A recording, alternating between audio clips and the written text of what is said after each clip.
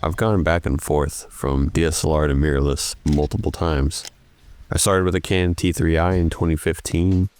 Some years later, I upgraded to a Lumix G7, gave that away, stupidly, then upgraded to a GH5, but then bought a Canon 6D so I could experience full frame. Don't regret it. Through my work, I was able to acquire an A7 III, which eventually I had to give back. Sometime later, I sold the GH5 and the Canon 6D just for a Canon 6D Mark II. A couple years later, I picked up an Olympus EM1 Mark II because I missed Micro Four Thirds, 4K, and something that had better video autofocus and stabilization, and eventually I ended up getting a A7 III of my own.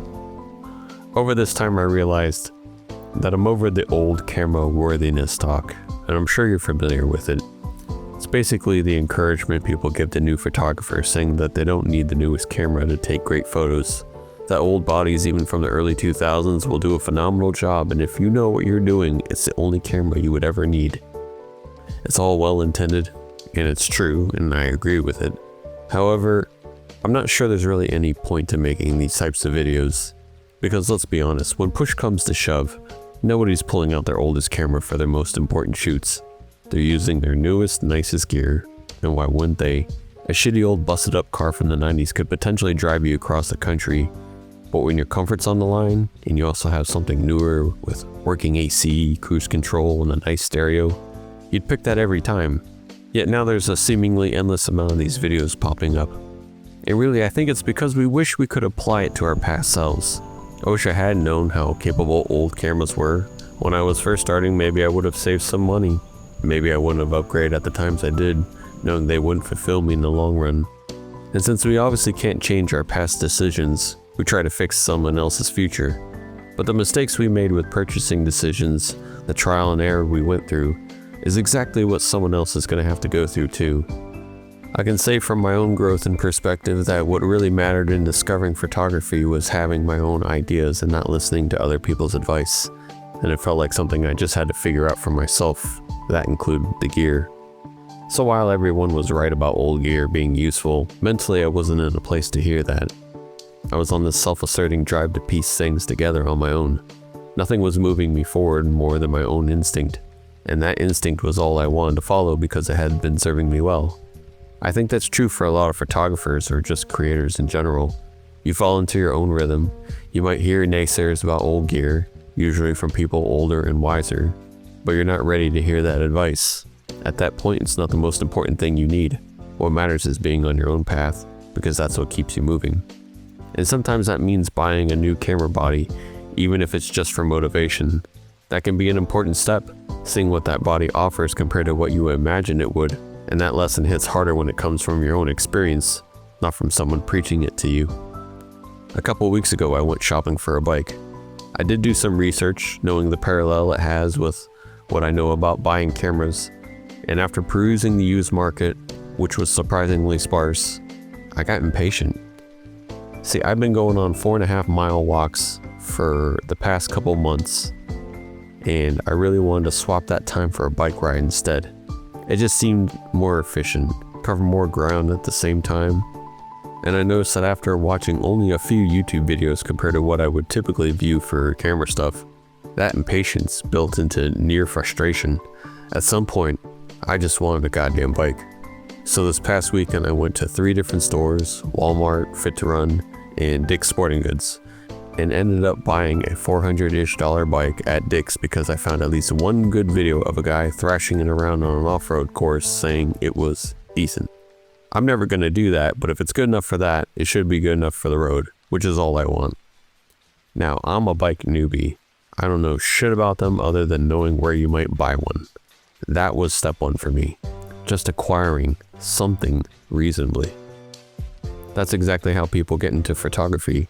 They don't do 12 hours of research on sensor sizes, ISO performance, or lens ecosystems.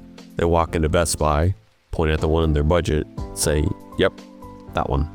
All these videos preaching buy old DSLRs are right, but the audience is wrong. Beginners never see them. It's just dudes with 6 cameras already, watching a guy say, this $50 Canon Rebel is still a beast in 2025, and nodding along like, Yes, thank you, I am validated. And for those who really get into photography, they're going to be drawn in just like all of us were, into buying newer, nicer mirrorless cameras. How could they not? They'll have a shoot where a bunch of photos are out of focus, or their handheld video is wobbly, or they run into some other limitation and they'll start looking elsewhere. Old cameras are cool and fun to use, but ultimately getting them to do what you want is an obstacle. And the more you can make your gear not an obstacle to what you want to achieve, the better. If your camera's slowing you down from getting the results you want, it's going to annoy you, especially if you have already experienced gear that doesn't slow you down. Unlike my new sweet bike, now I've ridden it 5 or 6 times, and overall it feels pretty good. Instead of a 4.5 mile walk, I did a 12-mile ride in less time. However, the seat on it was really awful, like so painful. So I ordered a new one and replaced it, really made the experience better. And now I'm in the same spiral I was with my first camera purchase. I'm looking at all these accessories to improve the experience.